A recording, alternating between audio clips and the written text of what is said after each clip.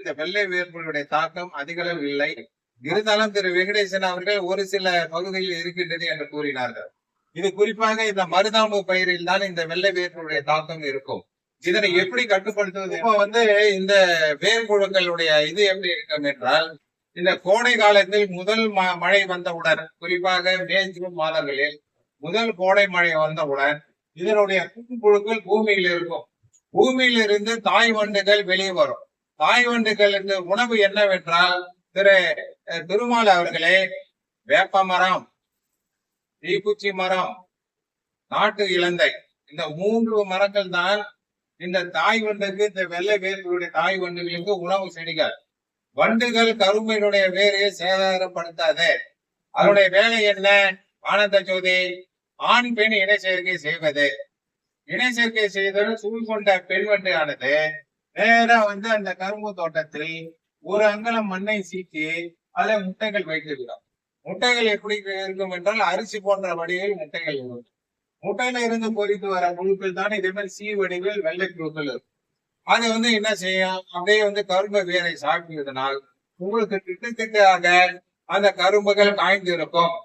உடனே விவசாயிகளுக்கு என்ன பிரச்சனை என்றால், அவங்களுக்கு போர் மோட்டார் கம்மியாகிவிட்டது, பாசனம் சரியில்லை, சொட்டு நீரில் அடைப்பு வந்து விட்டது நாகேந்திர பாண்டியன், அதனால் அங்கங்கே எங்கெங்கே சொட்டு நீர் அடைப்பு இருக்கிறதோ அங்கெங்கே புதை காய்ந்து இருக்கின்றது என்று நினைத்து விடுவார்கள்.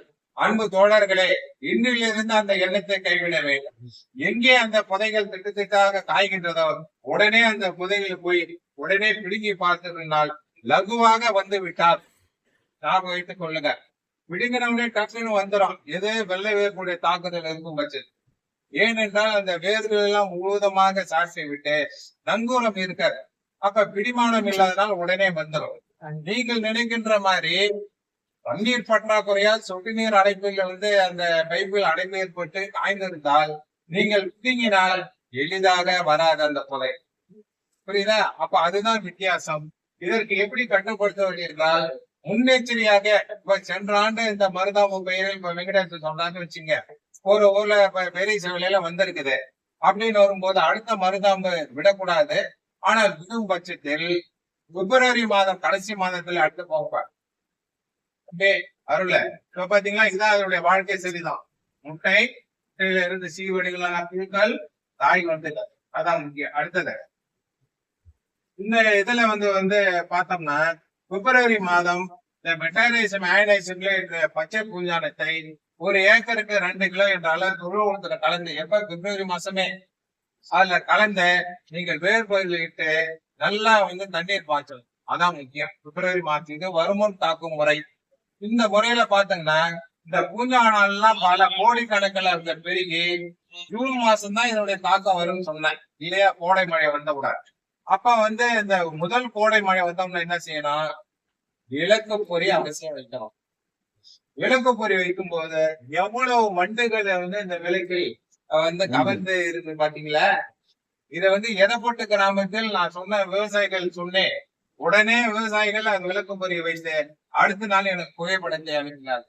இது பொய் கிடையாது, உண்மை. ஆக இந்த வண்டுகள் எல்லாம் விளக்கு பொறியில் அதிகள வந்துடும்.